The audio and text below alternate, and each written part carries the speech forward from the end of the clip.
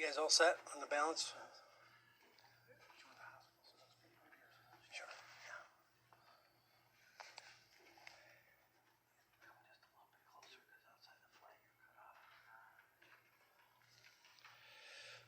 Okay. Just a reminder again, if you have any phones or anything, please silence them because this is streaming and it picks up every little bit of noise, so appreciate that.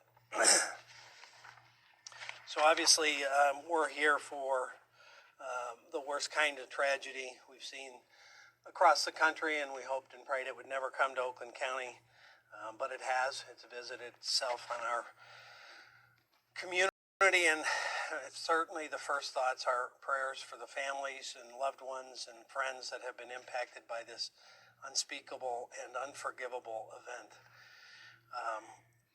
I'd like to speak in general about school safety. You know, the one upside is that our community, Oakland County specifically, has prepared, I think, as well as any community in the nation.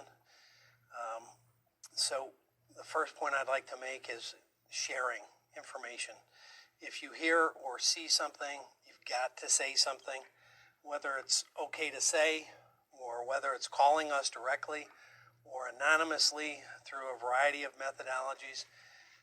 We need to know what you see and hear in case there's some credible information there.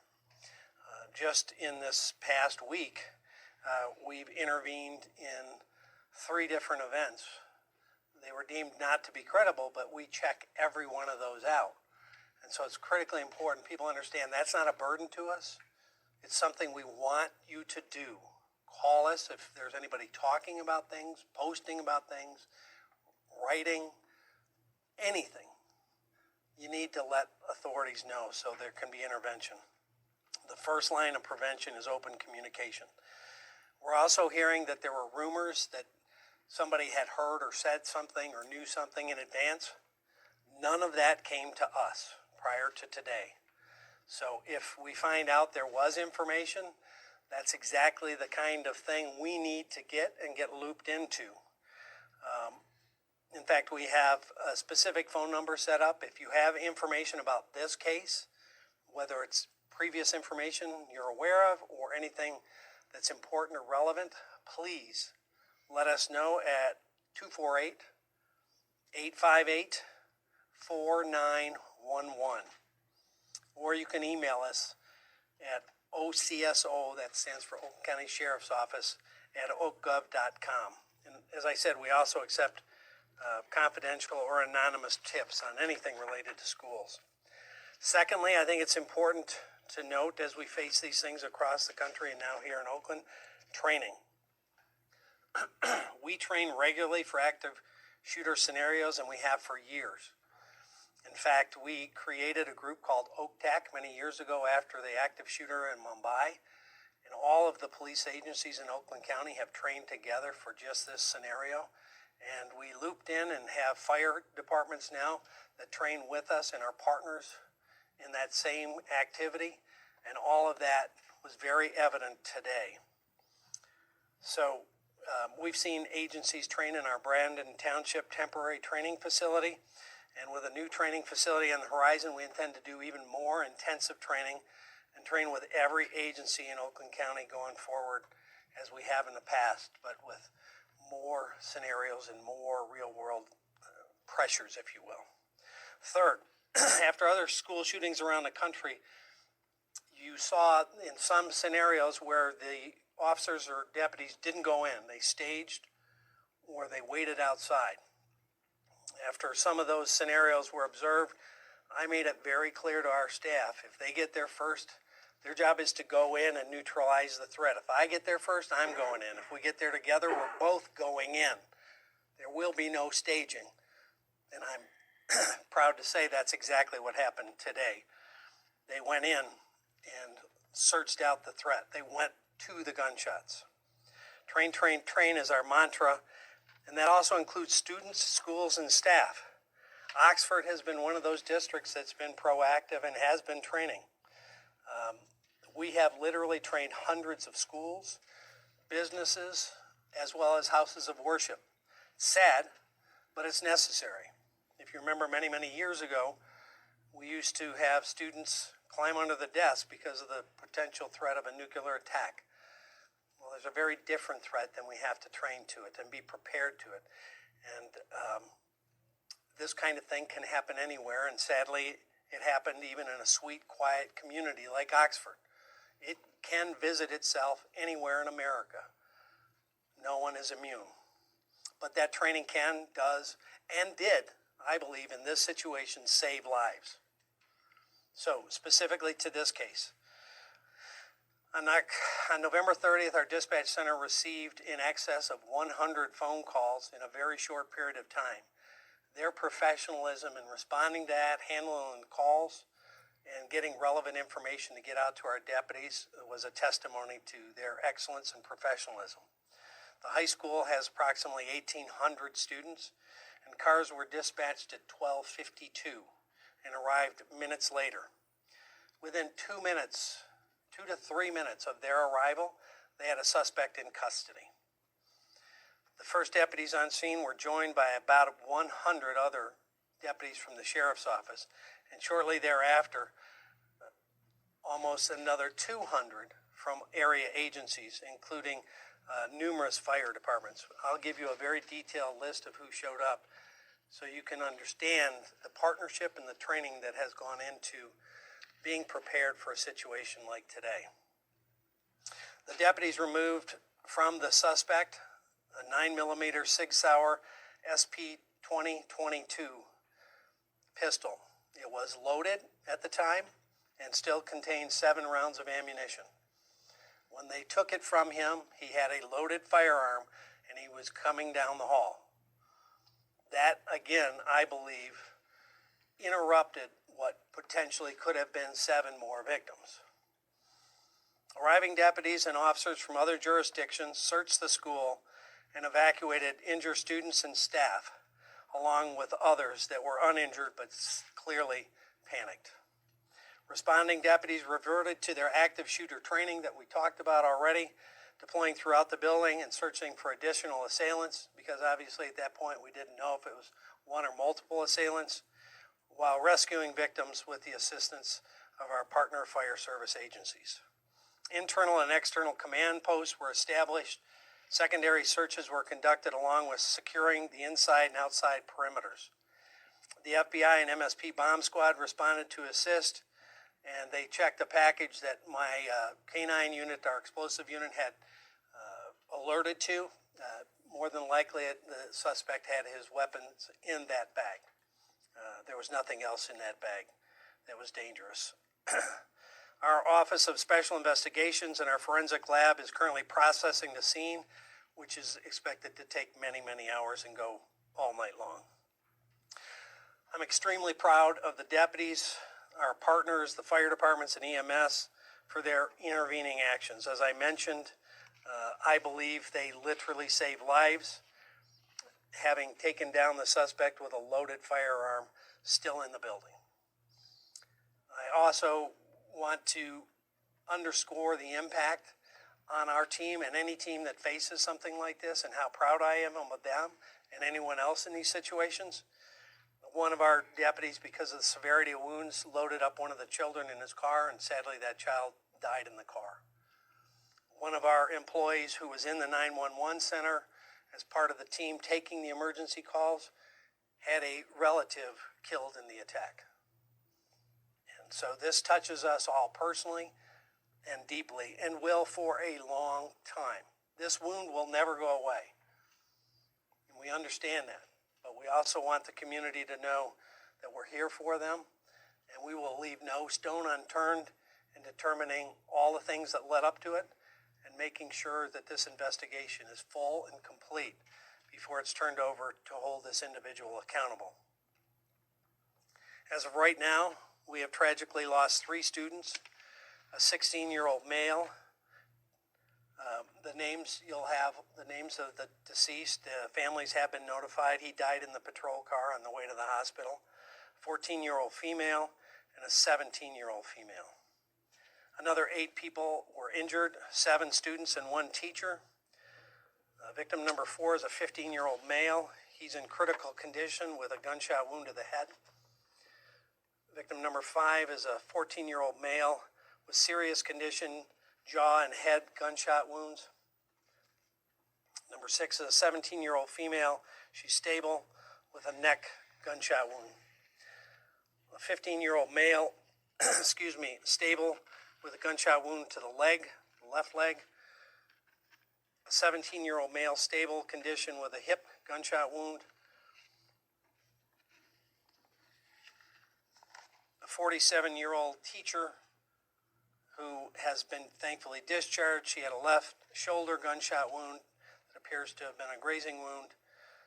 Tragically, we have a 14-year-old female who is in critical condition with chest and neck gunshot wounds, and she's currently on a ventilator after surgery. So it's looking very tough for this young girl. Our 11th victim, is a 17-year-old female. She's in critical condition with a chest gunshot wound as well. There were multiple non-threatening life injuries from students as they were rushing out of the building, obviously evacuating. They got hurt. Most of them were treated and released at a predetermined staging area, and our thanks to Meyer for assisting with that and being involved in reuniting students with their parents. On-scene counseling with our chaplains was made available to the staff, students, and certainly the families. And I have assigned a deputy to each of the victims' families to be with them as long as necessary so that they ensure they get the information they need, the comfort they need, and the protection they deserve.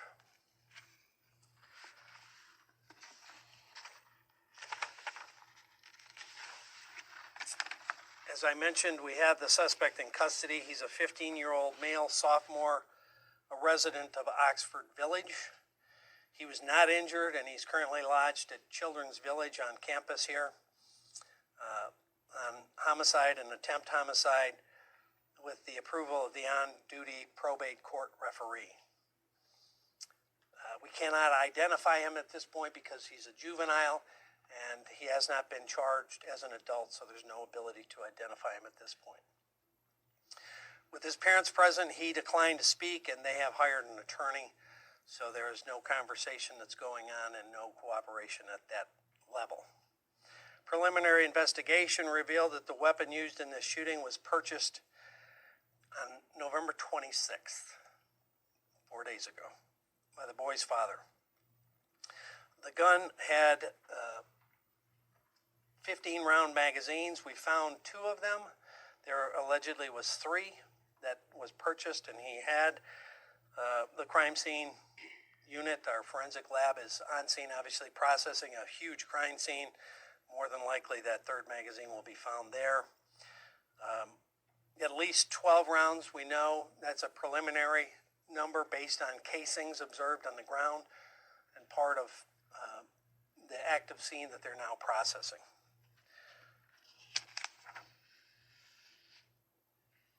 So there was a lot of stuff that we've seen on social media and different chatter and different rumors.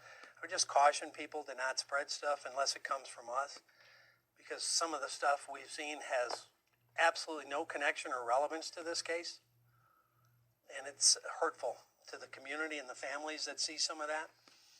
So let's try to be respectful of that, and we'll release as much information as we can, as soon as we can, that won't jeopardize any potential prosecution.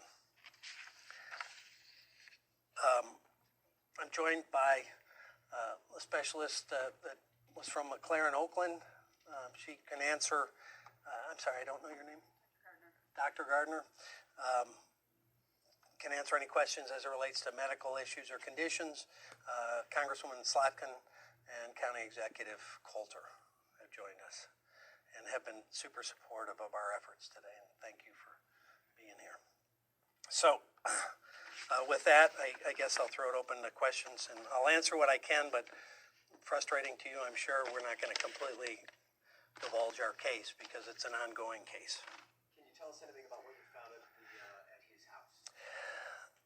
I don't think they've done an inventory of that. A search warrant was executed at the suspect's home.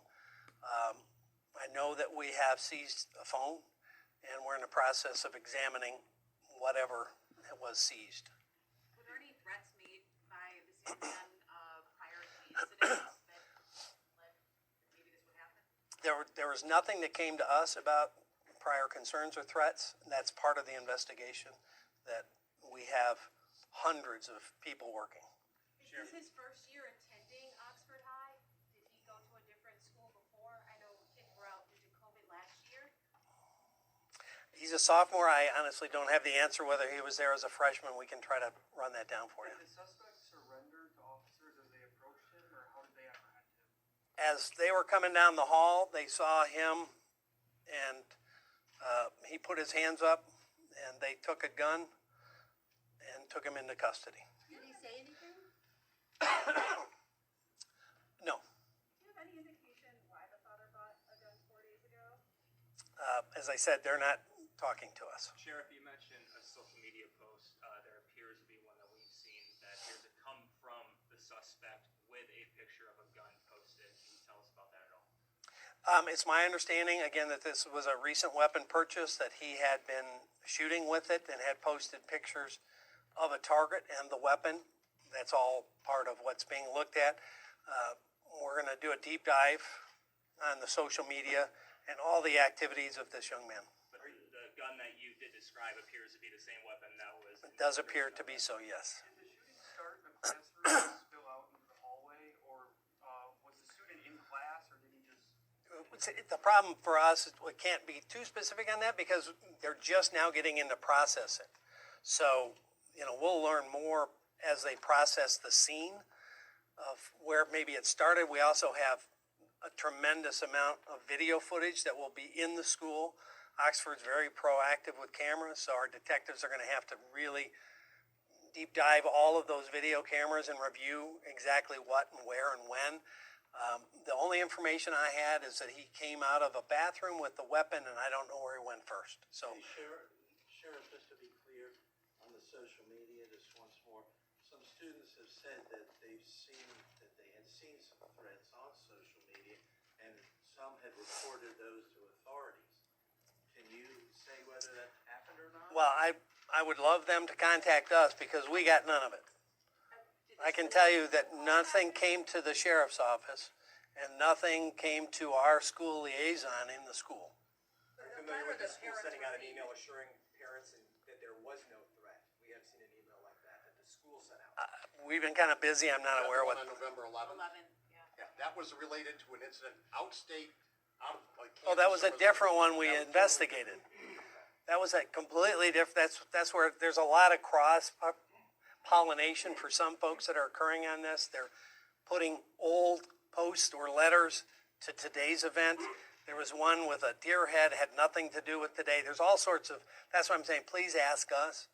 Because a lot of these, that turned out to be nothing. It was actually in a different school, had nothing to do with Oxford, and we were able to determine that. They sent out the letter and said there's no threat. And just to be clear, will he be tried as an Whoop, adult? I got too many. Say that? There's a lot of people who've been telling us this boy, this 15-year-old, was bullied. Is there anything to lead you to believe that he was having trouble at school, any disciplinary action, anything before today? We don't have anything on that. Again, we have no contact with that young man, have had nothing to suggest there's been disciplinary or problems with him at the school. So that's part of our investigation to determine what happened prior to this event, and if some signs were missed, how were they missed and why. Sheriff, you mentioned that you have had no contact with this individual. Can you say if any law enforcement, whether it be Oxford Police, have been to the suspect's home? I'm not aware any law enforcement agency had any contact or any information that he was a concern or a threat. We have not been told that by any agency. Now, social media says different things, but that's part of the investigation. At this juncture, has the department or any other authorities received any credible tips in terms of motive or possible warning signs? Nothing at the moment, no. And he hasn't spoken, and obviously that's the best place to get motive. But he is under a lawyer with his parents' refusal to allow him to talk to us. What about the victims? Were they targeted? That charging decision, once we So I'll back up a little bit. Once we complete the totality of our investigation and wrap up every loose end, that will be presented to the prosecutor for charging determination. Sheriff, what about the victims? Were they targeted? Was it just totally random? That will be part of the investigation. Again, we don't know where he went first or why. He didn't tell us, and so we're going to have hundreds and hundreds of hours reviewing the videos of the school to look at his movements, to see if there's any pattern to it or if there's any past history to it. That's all stuff we've got to look into. You mentioned he came out of a bathroom? There are no metal detectors. Sorry? You mentioned he came out of a bathroom? He came out? I believe he didn't come out firing. He came out with a handgun. Was that seen on surveillance video? Or Yes. Someone, okay. Was the suspect trying to get into classrooms where students are barricaded by pretending to be an officer? We're told that that's the case. We've obviously got literally thousands of interviews to do. They were in lockdown. That goes to the training. The school district had been trained. The students and teachers had been trained. Going in a lockdown and how you go into lockdown is critically important. One of the things that we brought back to our agency after I got a very detailed debrief on Parkland was what you call the safe portion of a classroom when they're in lockdown that can't be seen. And those kinds of things were all stuff that we taught different school districts. They went into lockdown. I know they barricaded doors. In terms of whether he was doing that, that will be part of what we have to invest. How brave were those students? Well, I think everybody was brave in this situation, and they reacted with the training and with the wherewithal that I think saved lives. Tragically, we've had lost lives, and we had people very seriously hurt. But again, had there not been intervention by our deputies with 7 rounds in the weapon and the students and teachers locking themselves down and barricading doors, we might be, if it's possible, in a worse situation. Do we expect the arraignment as early as tomorrow? It's hard to say. We've got to get enough of the basics done before the prosecutor can make an informed charging decision. What are the chances the parents could face any charges? That will all be up to the prosecutor. Ultimately, we're going to present everything, how it played out, and, whatever applicable thing I presume they'll charge, we certainly want it charged. Do you have an anticipated timeline for when the investigation might be complete? I can't even guess. I don't know what they're going to find in the school. I mean, it's going to take a tremendous amount of work to go through the school evidentiary, our forensic, and our crime lab, and it's going to take hundreds of hours to go through videos. And then we have to individually interview everyone that was in the school. And so you can kind of see the Herculean task that is ahead to get it done right. What is important for the students and the families to do going forward? Because this is traumatic for all of them. What do you want families and students to be focusing on and doing as they're not in school and trying to process what just happened? Well, first, reach out for support. If you are in that school or you're feeling trauma, or if you're feeling any kind of depression or anxiety, that's nothing to be ashamed of. It's normal. Ask for help. We've got chaplains available. We have access to counseling and psychiatric assistance. That is normal. We encourage people not to be afraid of seeking help. When you're in a traumatic situation, lots of times you need help forward. So we would encourage them to get that. Not shy away from it. Talk to their kids about it, what they're feeling. Get them the help they need, and let them know that it is normal to feel this way, that it is punishing to be in a situation where you have that danger around you. I've been in a lot of terrible situations and seen a lot of deaths, and it never becomes normal. And if you've never been around it, it's even worse. So that would be my first thing to family and friends. Get help. Don't be afraid to ask. Secondly, again, be aware. If you see something, say something. If you're in any other school or this school, that is our best preventive method, is to share information so that we can send somebody out, even if it sounds implausible. I was mentioning a previous case. One of the cases we interrupted was a 6-year-old that had talked about shooting somebody at school, and another 6-year-old heard it and told their parents. The parents didn't dismiss it and told the school. The school didn't dismiss it and called us. We had deputies that stopped that 6-year-old on the way into a school with a gun. Never dismiss it. We are always much more interested in checking anything out than missing one thing like happened today. It was like 10, 15 years ago. If you remember the case in Flint where the 6-year-old shot and killed someone, it was about a month before that we interrupted one. How does the level of training that you've done in Oakland County compare to other districts? I think, I'm very involved on the national level, and I would put Oakland County's cooperative training with police and fire at the top tier of anybody in the country. OAKTAC, as I mentioned, was created in response to Mumbai, that we have to better train together so that there's no hiccup and no moment where you have to go, what are you going to do when you go through the door? Okay, I'll go right, you go left. They have to know immediately, hand in glove, we're going in and we're doing this almost dance to immediately go save lives. And we're going to look for that threat, and everything else is secondary. Because every second you wait, that person could hurt another person and another person. So you got to go to the gunshot and you've got to interrupt it. And that's what they did today. I was actually referring to the training you do with the schools, though, with students and teachers. I've had multiple teachers and students say they had a lot of training. Is that normal for a school district, or do you guys do more in Oakland County? We try to do more than anybody. And I reach out to them, the school districts, to houses of worship, to businesses. I've even done 2 or 3 at one of the local TV stations, because we believe that training helps you better prepare for the unimaginable.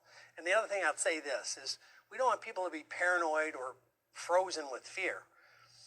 We want them to be prepared and situationally aware. So what I tell people is, like, when you go into a theater, when you sit down, look to see where exits are other than the one you came in. Not just for an active shooter in a theater, which we've seen around the country, but what if there's a fire?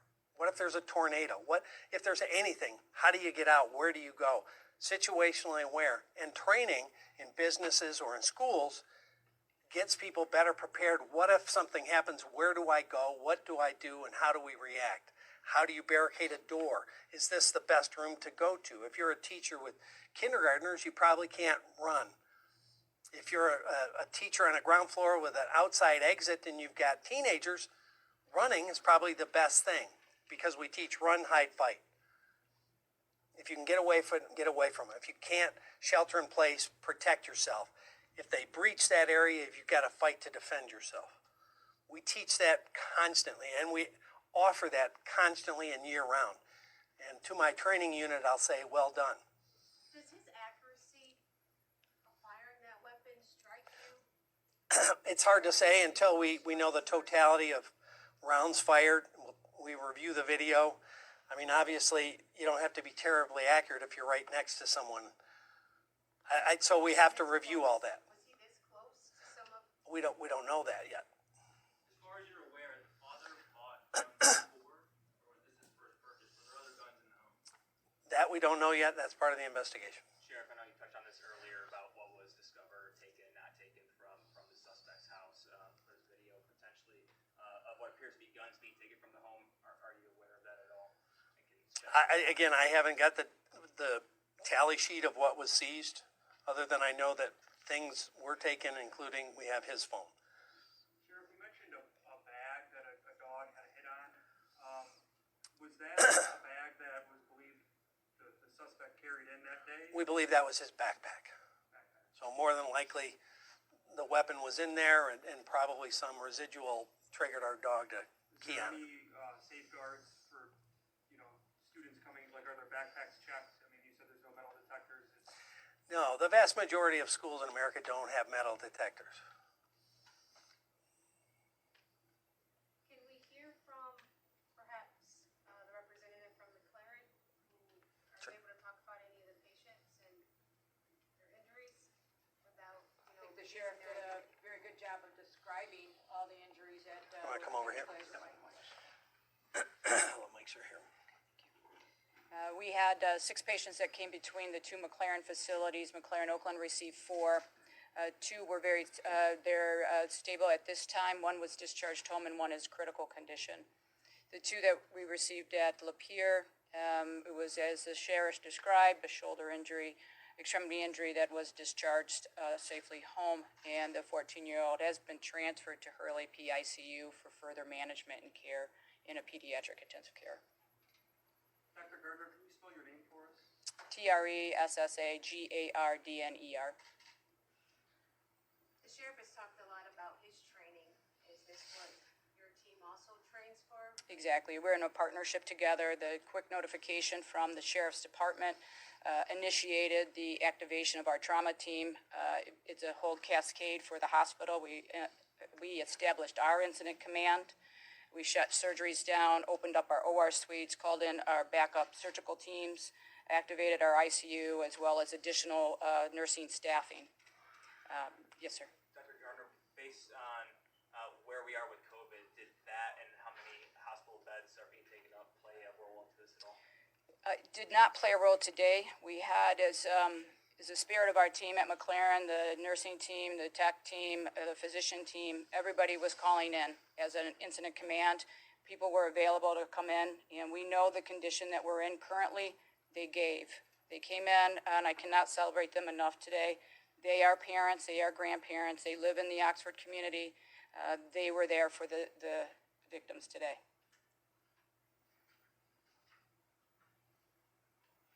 Anything else anyone would like to share that we haven't already asked? We obviously appreciate your time. Any leads on a motive? Yeah, as I said, the person that's got the most insight of the motive is not talking. So if we find anything in any of the evidence that we've seized, whether it be a phone dump or any evidence that was seized from the home, obviously that leads towards motive, that will be something we're very much looking for, since we're not getting... So to clarify, you guys have hit the suspect's phone and you're searching it for evidence? Yeah, we have a search warrant for both the home and evidence related to this, and certainly that's going to be deep dive our computer crimes unit. The luxury that we have is we have some amazing talent in-house, our computer crimes unit, our forensics, our crime lab. So many different folks are trained and stepped up right now. Can I introduce one thing? Yeah, Sure. yeah. Thank you. Dave Coulter, Oakland County Executive. First of all, I just want to, I want to say that the residents of this county and this state can be proud of the job that our first responders, starting with our Sheriff's Department, did today. The work that they did was outstanding. And I can't congratulate them and thank them enough on a really, really difficult day. Today, 3 precious teenagers have been taken from us, and another 7 students and a teacher were wounded. But in a larger sense, there are no unwounded students or staff today.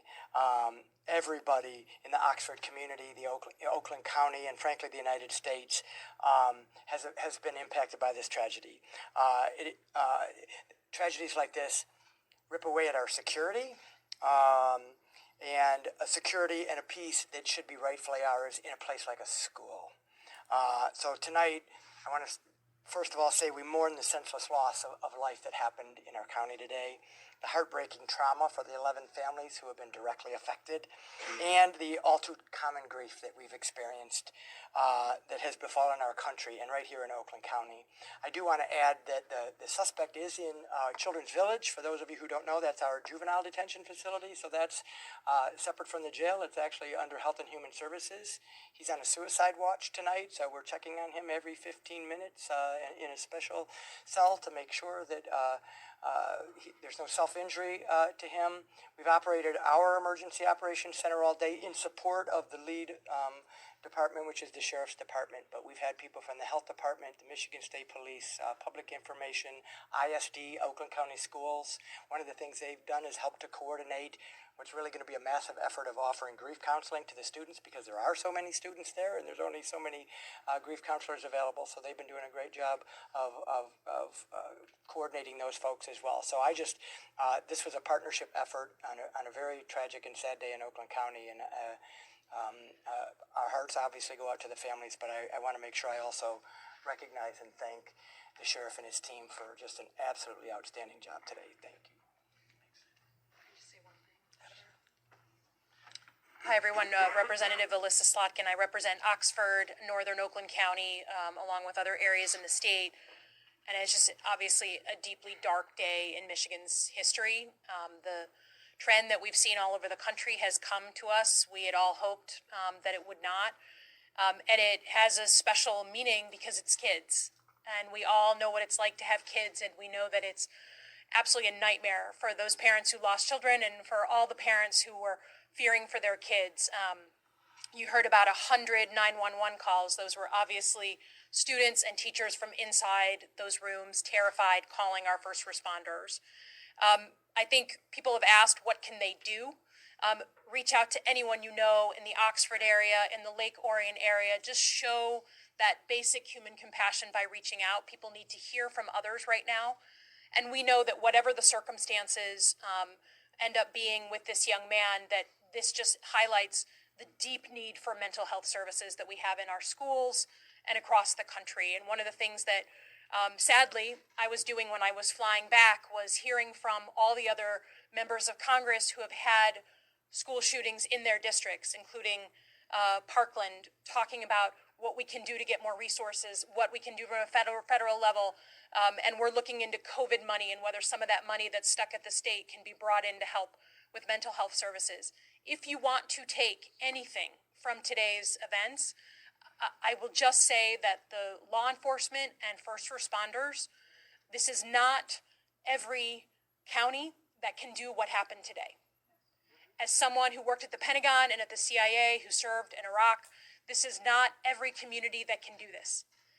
The preparedness that this community had gone through, this law enforcement community, the calm, and the training that went on within that school absolutely, I believe, saved lives. And I think we shouldn't take that for granted. I want to just note, on a personal note, this morning my team was asking me to sign off on a recognition for Under Sheriff McCabe, who was on site and in command during the actual incident today. He is retiring in short order, and I was signing off on his recognition from Congress. I want to give him a special shout out, because to be so close to retirement after over 40 years of service and to be handling this kind of incident, obviously we benefited from his wisdom and from his experience today, and I want to thank him personally, in addition to Sheriff Bouchard, who has done so much to prepare us for, unfortunately, these tragic events. So thank you, and take heart that our community is coming together to support this community of Oxford over the long term.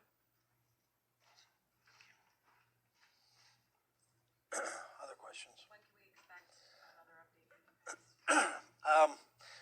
Really, it's hard to say when the next update was. I think, we wanted to get this as much out as we can, but the more information now as we go a little farther forward, we don't want to jeopardize the case or any details that ultimately will be revealed in court or in any potential prosecution. So it's kind of as needed. Certainly feel free to reach out to us, and we're an open book. We get a hold of you guys a lot at odd hours, and happy to do Zooms and all that stuff.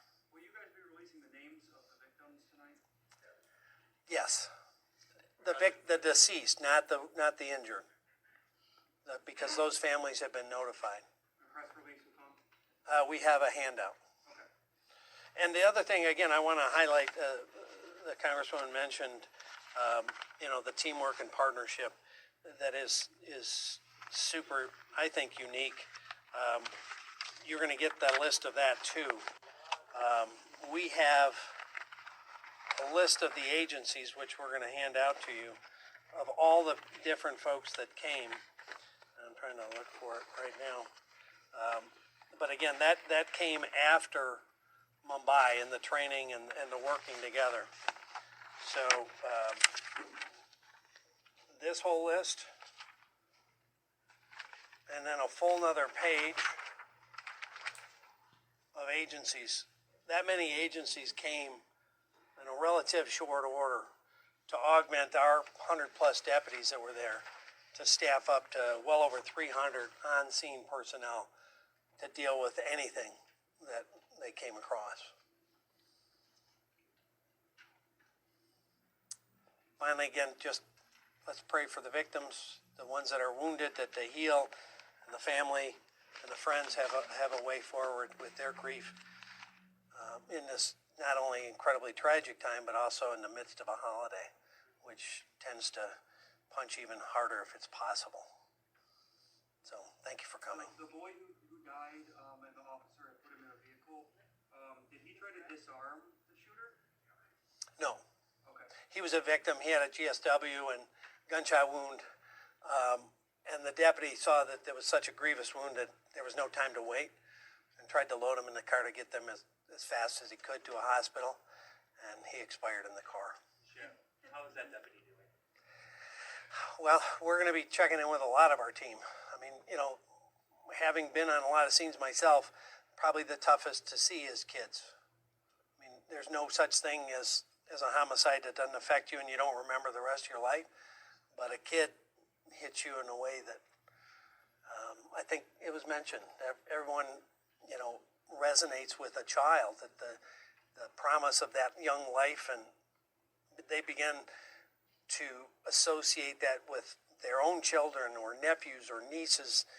And that's one of the challenges, that when we're operating in one of these moments, that we have to block that out and function. But afterwards, that's going to come flooding in. And they're going to wake up or not go to sleep tonight because of that thought. And we're going to make sure that they get what they need. Is Tim Meyer number 42 on the football team? I don't know. I don't know. Thank you. Thanks, Sheriff. Thank you.